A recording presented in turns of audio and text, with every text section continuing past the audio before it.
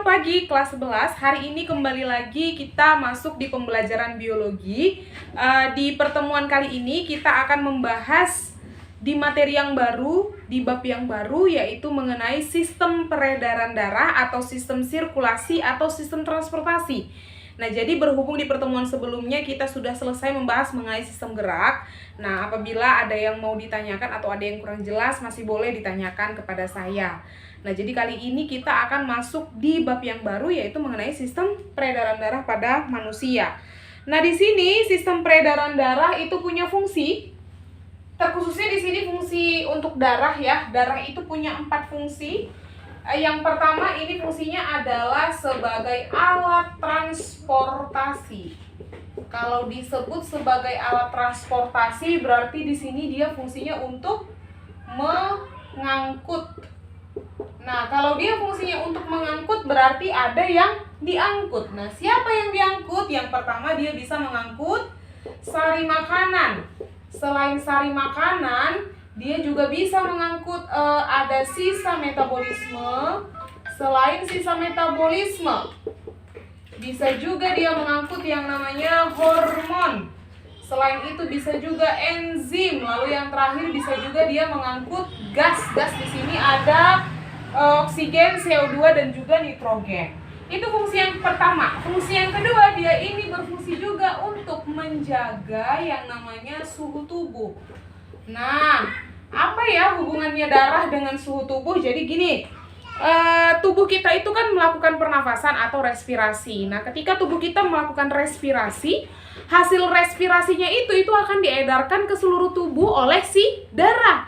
Nah, respirasi di dalam tubuh kita itu menghasilkan panas. Jadi di dalamnya itu ada reaksi pembakaran atau oksidasi.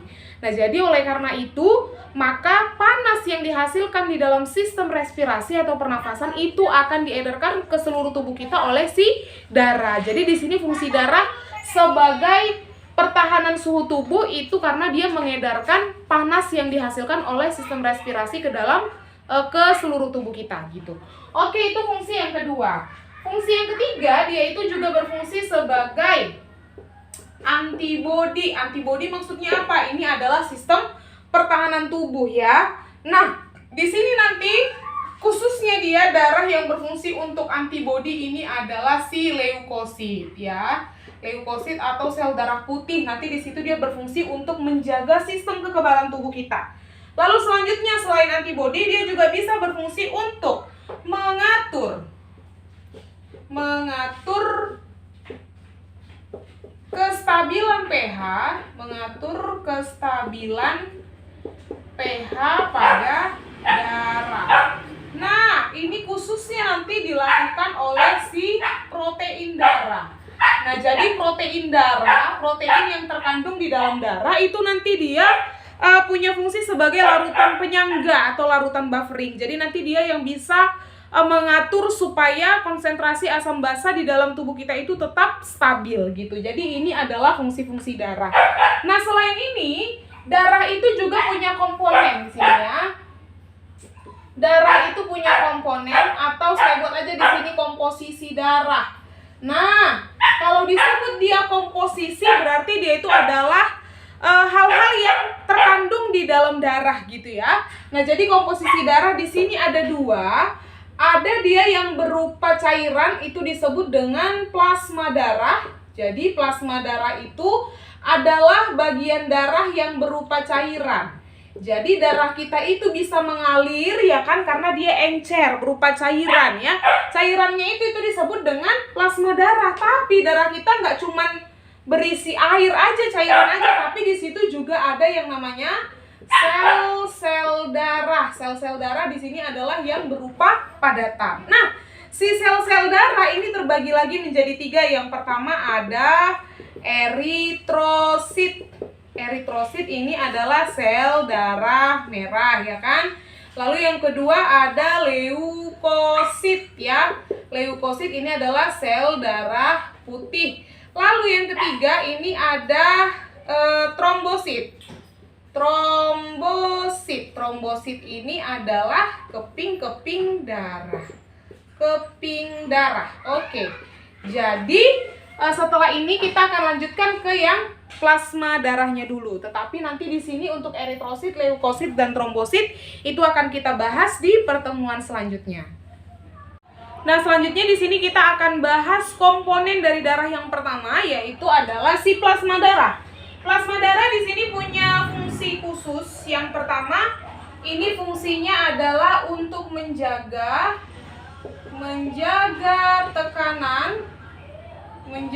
tekanan osmotik pada darah.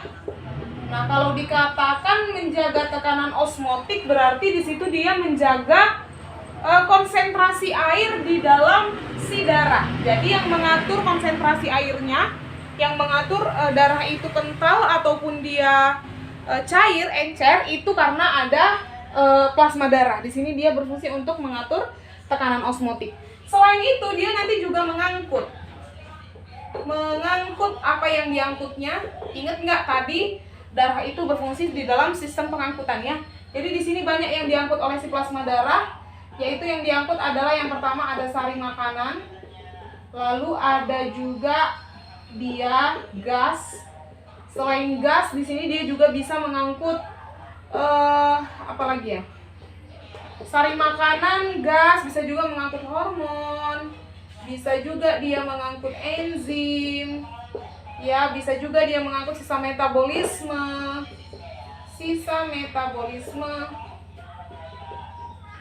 Oke.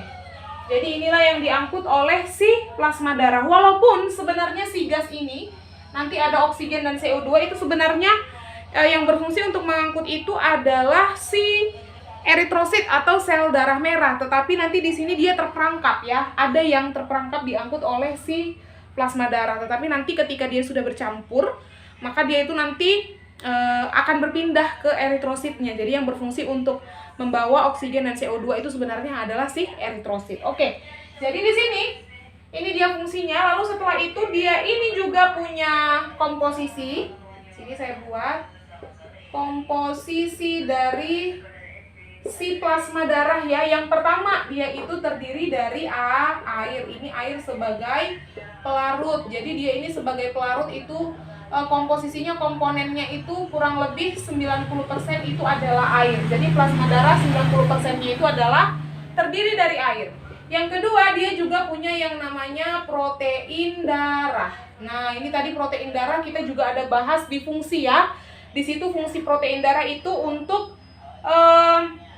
larutan buffering ya, penyangga untuk menjaga tekanan asam basah ya di dalam tubuh.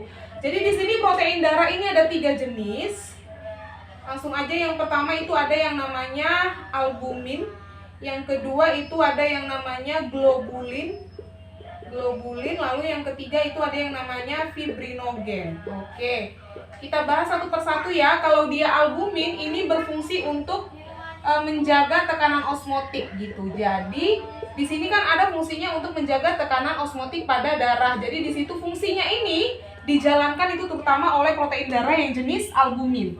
Lalu kalau dia globulin ini berfungsi untuk antibodi. Jadi dia itu bisa menghasilkan sistem kekebalan tubuh gitu ya, menghasilkan antibodi. Kalau fibrinogen di sini itu fungsinya dia untuk berperan nanti dia itu dalam proses pembekuan darah gitu ya. Jadi kalau kita terjadi lukanya itu darahnya harus dibekukan supaya dia darahnya nggak terus-menerus keluar. Nah, yang berfungsi untuk proses pembekuan darah itu adalah si fibrinogen di sini. Nah, selain ini masih ada lagi.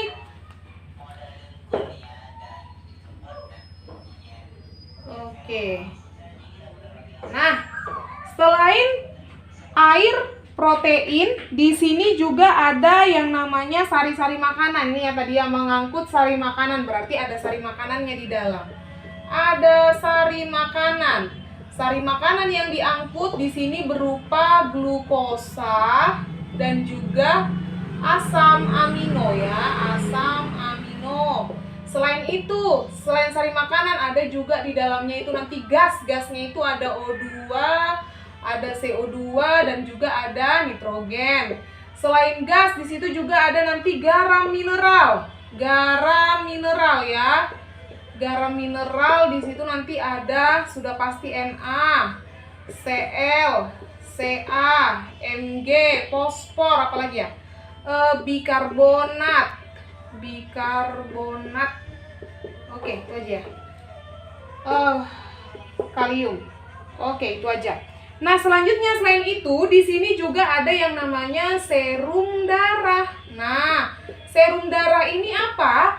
Ini adalah bagian dari plasma darah. Jadi ini bagian plasma darah yang di dalamnya itu tidak mengandung ini fibrinogen. Berarti plasma darah di sini saya buat tanpa ya, tanpa fibrinogen.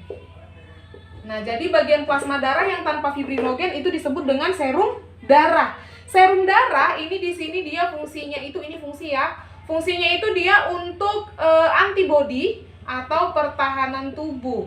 Nah, karena dia berfungsi untuk antibodi, maka di sini dia punya 3 sifat. Yang pertama dia bisa presipitin.